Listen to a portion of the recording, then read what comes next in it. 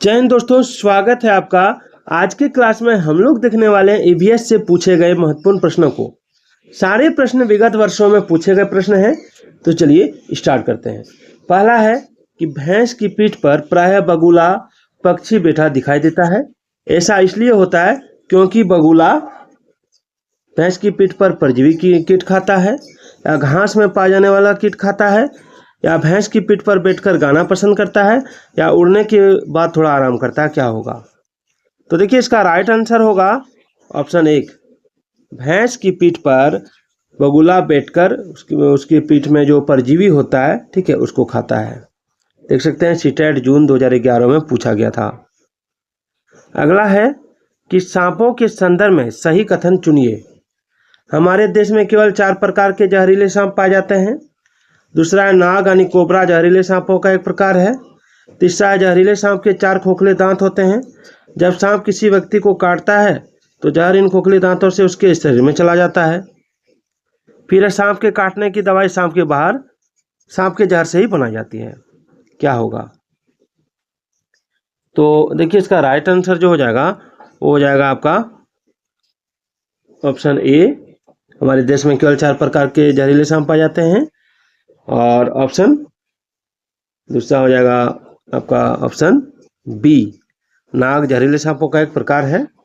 और तीसरा हो जाएगा डी, सांप के काटने की दवाई सांप के जहर से ही बनाई जाती है। चलिए अगला है, बिहार के गांवों में बहुत से किसान अतिरिक्त धन कमाने के लिए मधुमक्खी पालन करके शहद एकत्रित करने का कार्य करते हैं। तो मधुमक्खी पालन करने का सबसे अच्छा समय कौन सा है? जुलाई से सितंबर, अक्टूबर से दिसंबर, जनवरी से मार्च, या अप्रैल से जून।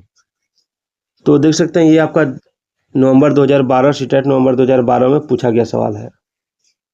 तो देखिए, इसका राइट आंसर होगा ऑप्शन 2, अक्टूबर से दिसंबर।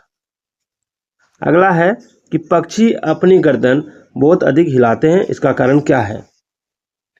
तो देखिए, पक्षी अपनी जो गर्दन हिलाते हैं इसका कारण ऑप्शन है उनके कान पंखों से ढके होते हैं, वह उड़ सकते हैं, उनकी आंखों की पुतली घूम नहीं सकती, उनकी आंखें छोटी होती हैं। तो देखिए, इसका राइट आंसर होगा ऑप्शन 3, उनकी आंखों की पुतली घूम नहीं सकती इसलिए। चलिए आगे बढ़ते हैं। अगला है कि पंखुड़ियों के अंदर फूल के बीच में, इसको थोड़ा जूम कर लेता हूँ, और क्या नहीं है, ठीक है।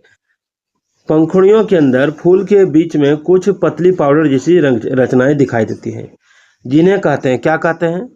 देख सकते हैं सीटेट जुलाई 2013 में पूछा गया था।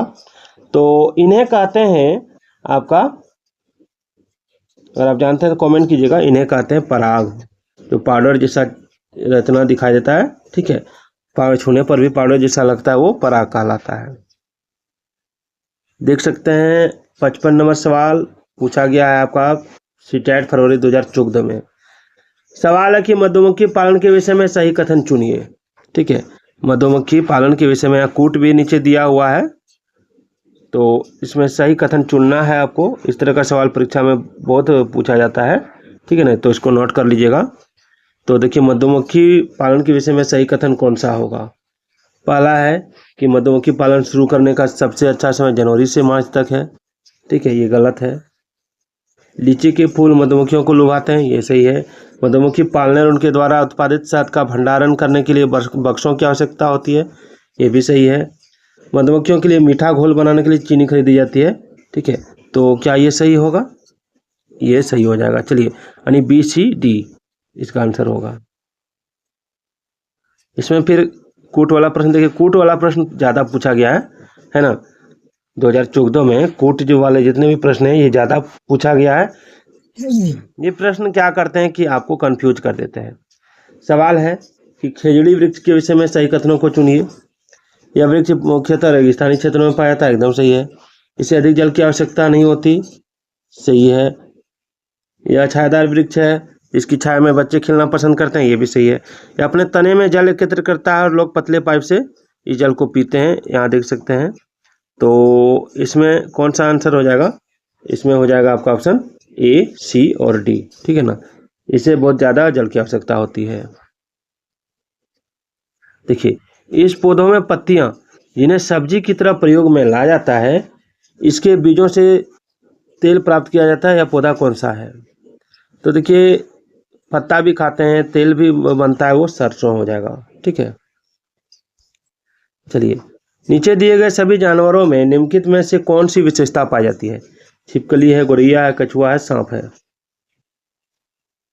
तो देखिए इसमें जो विशेषता पाई जाती है, ठीक है, वो हो जाएगी आपकी ऑप्शन 1, ये अंडे देते हैं। ये क्या देते हैं? अंडे देते हैं। चलिए नेक्स्ट है कि निम्नलिखित में से कौन बीज नहीं है? निम्नलिखित में से कौन बीज नहीं है? तो देखिए साबूदाना जो है ये बीज नहीं है। ठीक है ना। 60 नंबर है कि निम्नलिखित में से कौन सा कीट मधुमक्खियों की भांति कॉलोनी या बस्ती में एक साथ नहीं रहता? तो देखिए इसका जो राइट आंसर होगा वो हो जाएगा आपका ऑप्शन 4, मकड़ी। चलिए आगे बढ़ते हैं।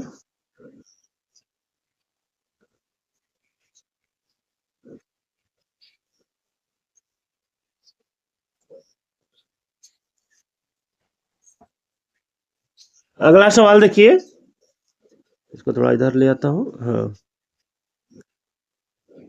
अगला सवाल है घटपर्णी पौधा, जिसको निपेंथिस कहते हैं, है ना। घटपर्णी जो पौधा है इसका मुंह छोटी छोटी कटियों से ढका होता है, भारत में नहीं पाया जाता है, मेढकों, कीड़ों मकोड़ों और चूहों को चालाकी से फंसाकर खा जाता है, कीड़े मकोड़ों को आकर्षित करने के लिए उच्च ताकतों की ध्वनियां निकालती है।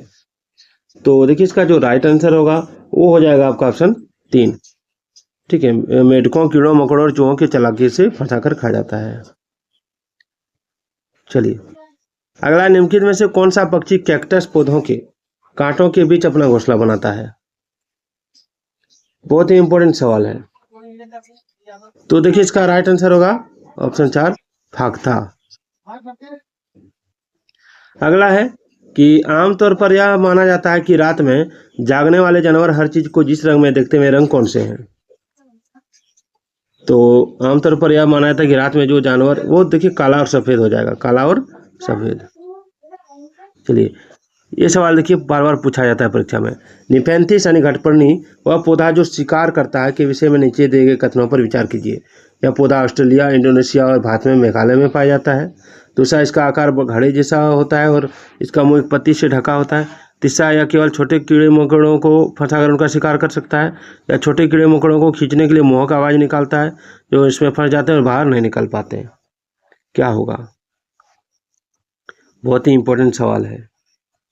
तो देखिए इसका जो राइट आंसर हो जाएगा, ठीक है, वो क्या हो जाएगा, और कूट दिया हुआ तो इसका ये दोनों हो जाएगा ऑप्शन ए और बी। ठीक है, चलिए 65 नंबर सवाल है कि नीचे दिए गए पक्षियों की कौन सी प्रजाति झटके से अपनी गर्दन आगे पीछे करती है? उल्लू, कौवा, बसंतगोरी या मैना। सीटेट दिसंबर 2019 में पूछा गया था। तो देखिए इसका राइट आंसर हो जाएगा आपका मैना। ठीक है, चलिए अगला है हाथियों के विषय में नीचे दिए गए कथनों पर विचार कीजिए। हाथियों के विषय में नीचे दिए गए कथनों पर विचार कीजिए। कथन है कि हाथी बहुत कम आराम करते हैं और यह एक दिन में केवल 2 से 4 घंटे ही सोते हैं। दूसरा है कि एक बड़ा हाथी एक दिन में 200 किलोग्राम से अधिक पत्तियां और झाड़ियां खा लेता है। तीसरा, इन्हें पानी और कीचड़ में खेलना बहुत भाता है और इससे इनके शरीर को ठंडक मिलती है। चौथा, इस किसी हाथियों के झुंड में सबसे बुजुर्ग हाथी नहीं सभी फैसले लेते हैं। तो कौन ठो इसका आंसर हो जाएगा, जल्दी बताइए। तो देखिए इसका राइट आंसर जो हो जाएगा वो हो जाएगा आपका ऑप्शन 3, सी, डी और ए, यानी देख सकते हैं यहां से। ठीक है,